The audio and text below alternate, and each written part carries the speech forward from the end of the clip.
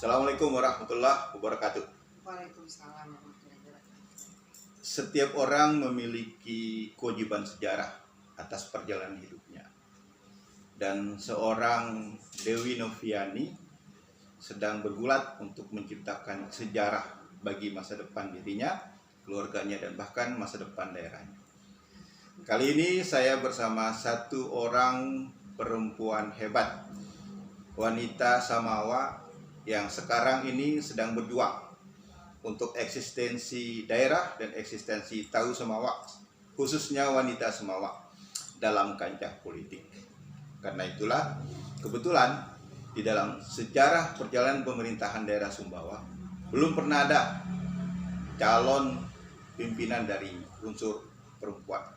Karena itulah menarik bagi kami untuk bersilaturahmi dengan beliau dalam rangka mengupas sekaligus menggali bagaimana seorang Dewi Noviani memainkan peran strategisnya sebagai wanita Samawa yang hebat.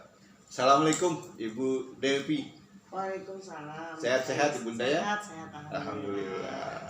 Luar biasa. Saya lihat sibuk belakangan ini, lalu lalang Sumbawa, Mataram gitu ya. Ya, tapi alhamdulillah kalau kemarin lalu lalang setiap Jumat saya balik, Senin balik ke Mataram, tapi sekarang harus total demi maksimal. Samawa sama Lema. Iya.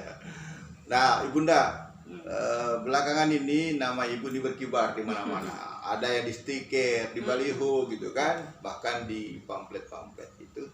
Nampaknya ada satu perhelatan demokrasi yang sedang akan Ibu ikuti. Tetapi sebelum kita ke sana, barangkali Ibu bisa ceritanya singkat saja dulu tentang bagaimana perjalanan pendidikan sampai dengan karir supaya kita lebih kena biar kelak. Silakan Bunda. Kalau perjalanan sekolah dari karir atau istilahnya CV saya sekolah dari TK Bayangkari, SD 2, SMP 1, SMA 2, terus melanjutkan kuliah di Bandung di Pasundan FKIP, S2-nya di Unipa di Buana Surabaya. Perjalanan karir saya karena mengikuti suami seorang camat dari tahun 2006 beliau, kami pernah bertugas Sekcam Mas Agus itu tahun 1999 di Lembangka. Oke, sebelum itu Ibu menjadi ASN tahun berapa? Tahun 2006. Nah, sebelum menjadi ASN apa tugas mungkin ada kerja sebelum saya menjadi ASN ya tadi saya itu sudah mengenal berkecimpung dengan partai sebelumnya dan sejak gitu ya? Saya kuliah dulu itu saya pernah mengenal dulu namanya Partai Keadilan sebelum menjadi PKS. Ya, tapi setelah saya lulus menjadi ASN otomatis saya harus berhenti di politik. Partai gitu ya. Berarti naluri politiknya sudah ada sebenarnya ya, kan sejak dulu bergabung di partai gitu. Dulu mungkin masih hidup Pak Mustaqim, Kim yang di KSB, kami bareng sama beliau. Bersama beliau, Mustaqim Patawari. Jadi silakan di. Namanya beliau juga jadi calon itu. Iya, insya Allah di KSB. Oke, kemudian Ibu berkeluarga. Ya, saya berkeluarga, punya anak 3. Yang pertama Rifki Paras Izudin, anak saya itu kuliah semester 5 di Unram Fakultas Ekonomi Manajemen. Yang nomor 2 Nadia Safira, alhamdulillah anak yang nomor 2 dapat undangan di IPB. Ya, sampai sekarang nih. ITB itu Teknologi Bandung. Jurusan IPB-nya itu bukan ITB, IPB-nya Teknik Pangan, undangan.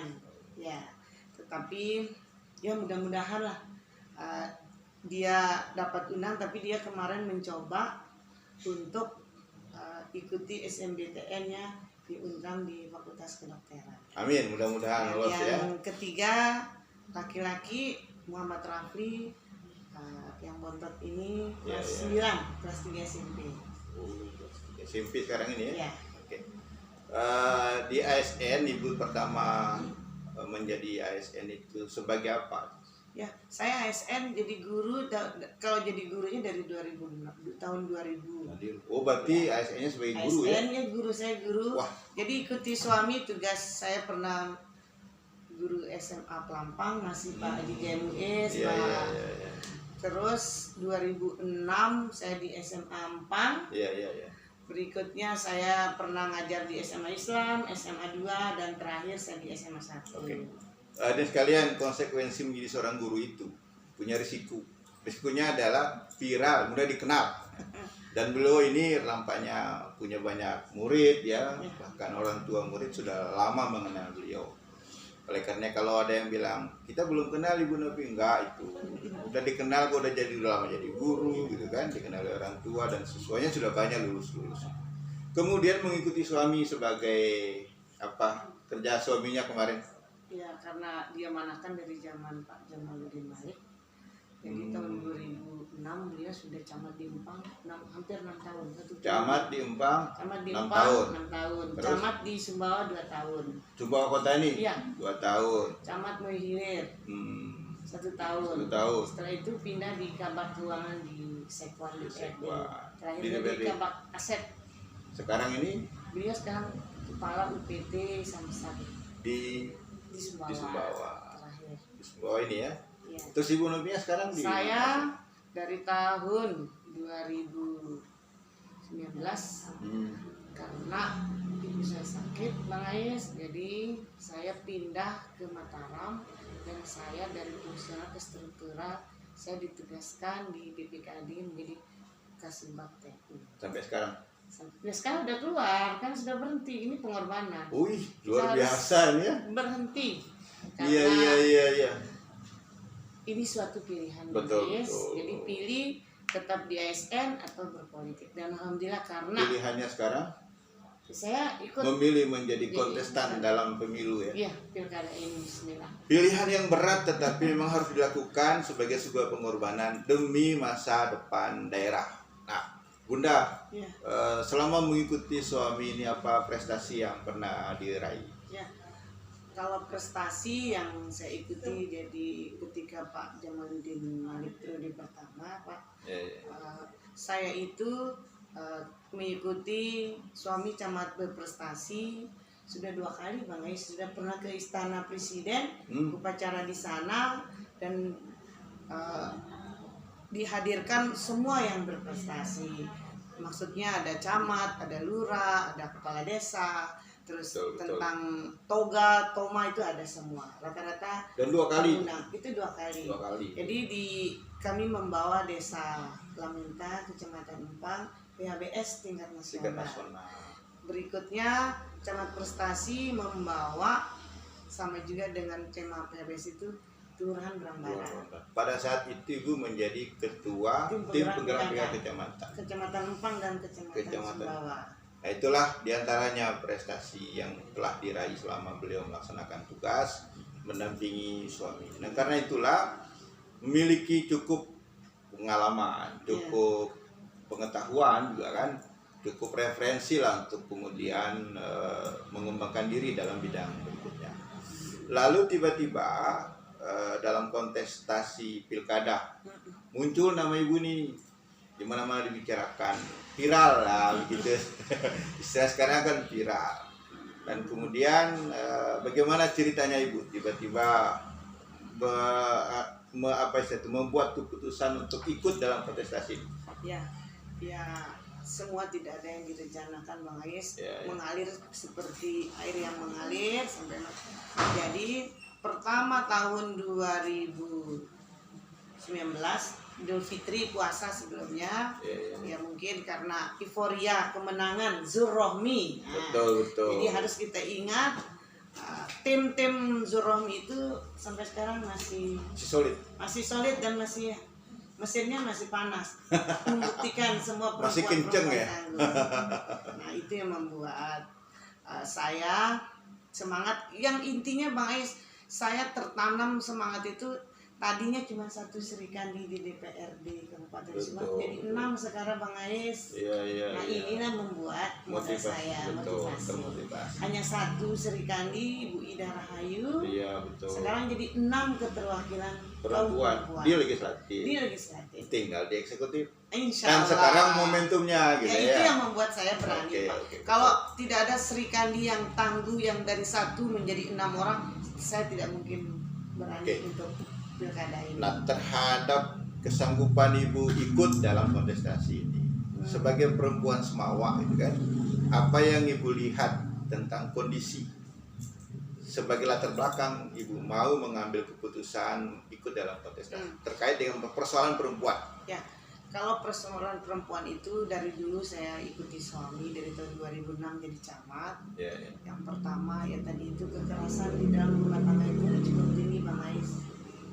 Terus diskriminasi anak masih tinggi juga. Nah, ini yang kadang PR bagi saya. Betul. Terus yang berikutnya karena dasar saya guru, banyak guru honor, guru PDT, guru istilahnya bukan tenaga kontrak yang honor, yang PDT lah, kayak bidan dan lain sebagainya itu gajinya kecil sekali. Dan jumlahnya juga relatif terbatas. Ya terbatas, ada yang guru sukarela, terus ya pokoknya terutama PAUD ini saya lihat juga ininya. Betul.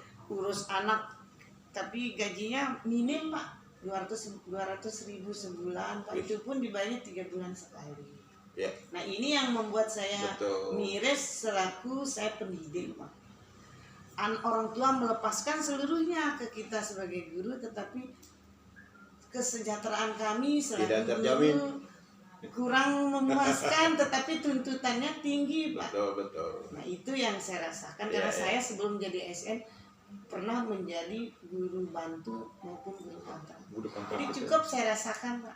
Tugas, beban sangat besar sekali. Dan karena itulah menjadi keterpedulian gitu ya, menjadi peduli kita terhadap persoalan perempuan, persoalan pendidikan dan lain-lain. Oleh karena itu dalam apa yang menjadi visi misi pasangan dalam kontestasi itu, apa poin yang menurut Ibu urgen untuk kemudian disampaikan ke publik tentang misi perjuangan? Misi perempuan yang pertama, dari dulu kaum perempuan itu terpinggirkan Bang Ais. Kenapa terpinggirkan? Karena selama ini di mata mereka politik itu kalau diajak perempuan masih tabu. Tetapi kalau itu yang bicara politik itu laki-laki katanya. Terus yang kedua, yang tadi saya sebut diskriminasi, terus segala macam objek yang dibicarakan kayaknya perempuan selalu negatif. Kesempatan ini yang membuat saya bangkit karena di luar Kabupaten Sumbawa ada perempuan-perempuan bisa kok jadi pemimpin. Salah satunya Bang Ais yang saya lihat Kabupaten Bima ya. Kalau dibilang perempuan tidak boleh, di Bima yang saya lihat agamanya cukup Indonesia juga pernah dipimpin oleh presiden perempuan kan. Menteri-menteri kita banyak juga yang perempuan. Terus saya lihat di Lombok Barat, Ibu Sumiatun, seorang biasa saja, wira swasta, tetapi diberi kesempatan beliau bisa menjadi wakil bupati Kabupaten Lombok Barat. Dan Ibu Rohmi. Itulah ya. Jadi Bismillah lah. Kalau saya tidak mulai dari sekarang, maka tidak ada perempuan-perempuan yang akan berani tampil untuk menjadi pemimpin di Sumbawa ini. Sesungguhnya ini persoalan momentum, bahwa memang di dalam regulasi maupun norma tidak diharamkan perempuan ambil peran dalam kepemimpinan, kecuali dalam skala makro dan dibatasi oleh norma keagamaan. Tetapi dalam konteks kepemimpinan secara luas, pemimpin bangsa, pemimpin daerah, itu dibolehkan. Bahkan aturan kenegaraan juga memberikan ruang partisipasi kepada perempuan. Karena itulah momentum inilah yang dipetik atau kemudian mau ditangkap nih oleh seorang Dewi Noviani dalam rangka memberi dinamika baru dalam Pilkada Sumbawa 2020 itu. Sebagian dari misinya sudah kita dengar tadi, dan apa yang di latar belakang beliau ambil peran untuk ikut dalam kontestasi ini juga hal yang perlu kita pertimbangkan, karena ternyata persentuhannya dengan masyarakat, dengan masalah-masalah, dengan kondisi-kondisi cukup menjadi referensi bagi beliau untuk segera berkeputusan. Apalagi sekarang sudah memilih untuk berhenti menjadi ASN, maka tentu perjuangannya akan semakin lebih serius, lebih kencang gitu. Oleh karena itu, apa pesan dan harapan Bunda kepada masyarakat Samawa? Ya, dalam rangka bagaimana kita membangun masa depan Semawa lebih baik melalui demokrasi pilkada sebentar lagi. Ya, pesan saya sebagai perempuan ya, kaum perempuan, karena di mata orang-orang dulu perempuan itu di sumur, di dapur, di kasur itu sudah harus dikurangi Bang. Iya. Yang kedua, perempuan itu ketika diberi kesempatan, diberi amanah, diberi kepercayaan, saya rasa bisa kok sejajar dengan kaum laki-laki. Iya. Itu jadi mari perempuan-perempuan yang masih malu atau takut dan lain sebagainya kita suarakan. Perempuan bisa kok dengan kesetaraan gender atau Betul. keseimbangan atau sejajar dengan kaum laki-laki. Hidup perempuan Itu Sumbawa. perempuan Sumbawa. Nah itulah bincang-bincang kami dengan figur Ibu Dewi Noviani, calon wakil Bupati Sumbawa yang sebentar lagi akan ikut dalam kontestasi pilkada. Mudah-mudahan apa yang menjadi niat tulus beliau terijabah sebagai sebuah perjuangan bersama nanti Bunda ya. Dan apa yang kemudian menjadi perjuangan pengorbanan beliau karena sudah ikut terjun langsung dalam dinamika politik ini, bahkan keluar dari ASN. Itu sesuatu yang berat, tetapi sudah dilakukan, sudah kadung basah Bunda ya. Oleh karena itu mudah-mudahan pengorbanan ini setimpal juga dengan apa yang kemudian nanti didapatkan. Amin. Kemudian ada pesan lain Bunda kepada keluarga, kepada masyarakat gitu. Mohon doa Supaya restunya, bisa ya. Mohon doa kami pasangan Haji Munovi diberikan kesehatan, diberikan kemudahan untuk mengikuti pemilihan pilkada ini yang insya Allah akan dilaksanakan tanggal 9 Desember tahun 2020. Amin. Demikian? Ya. Oke. Demikian hadirin sekalian, itulah bincang-bincang kami dengan seorang Ibu Dewi Noviani.